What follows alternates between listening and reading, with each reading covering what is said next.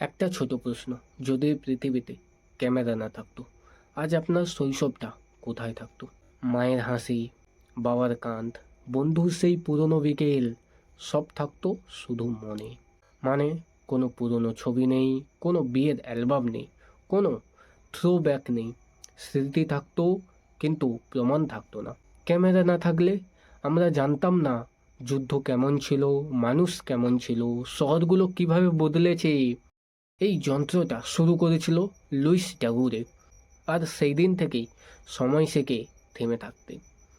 সুতরাং বুঝতেই পারছো, এই ক্যামেরা শুধু ছবি তোলা না, ক্যামেরা সময়কে ধরে রাখে। আজকের এই ঘটনা থেকে আমরা কি শিখতে পারি? এক, মুহূর্তের মূল্য দাও। দুই, শুধু তোলা না, উপভোগ করো। শেষে আমার শেষ প্রশ্ন, তোমার ফোনে রাখা সবচেয়ে প্রিয় ছবিটা কিসের? কমেন্টে লিখে জানাও।